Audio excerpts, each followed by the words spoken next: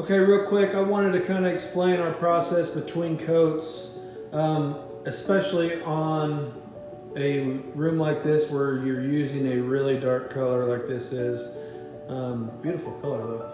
Anyway, what we do is we apply that first coat, and obviously this with this color, all the imperfections on the wall, magnify when you apply that first coat. So what we do then is we go back with the pre-primed 3M lightweight spackle, and we hit all our little spots, as you can see right there, and right there, and so on. So we hit those spots, and I just apply a light coat of finish over the top of it, just so I know it's not going to flash on me when we apply that finish coat.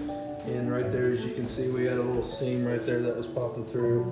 And so we apply that light skin to it, and then a light finish coat on it.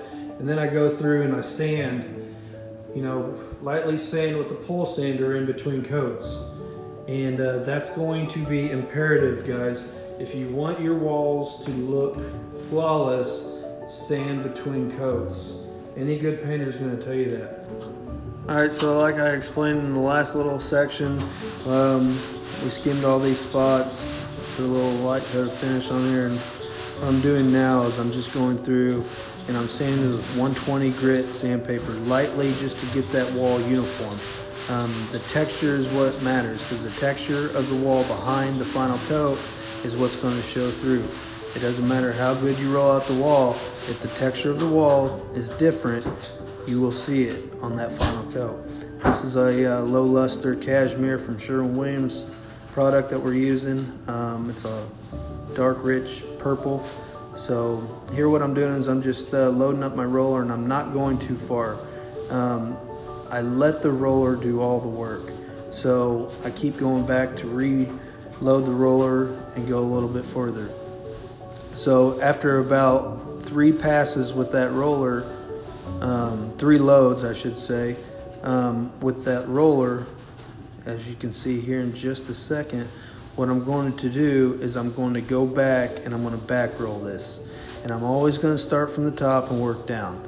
It doesn't matter if you start from the bottom and work up, or start from the top and work down, but you need to work in the same direction.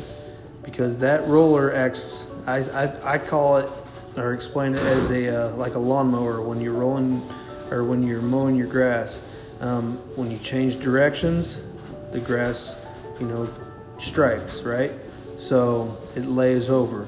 Well, the roller does the same thing. So if you're going up and down, and you leave it, you're going to see right where you went down and right where you went up after it dries.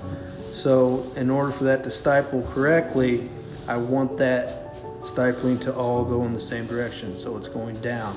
I like to go work up from top to bottom. Some people like to work from bottom to top. It's just personal preference, but it just matters that you're doing it in the same direction. So yeah, I go a little bit, go back roll. And the reason I don't go too far ahead when I go back to back roll is this is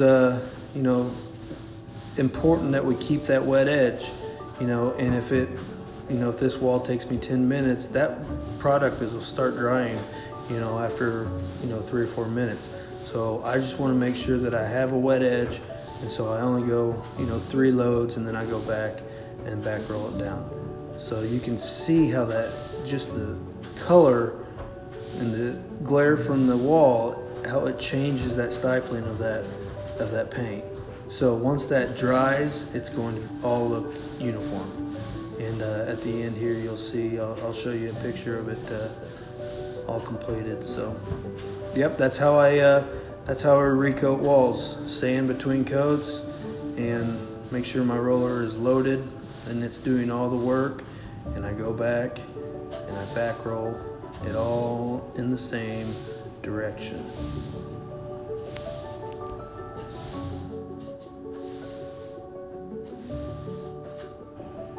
Here's just a quick shot of what it looks like.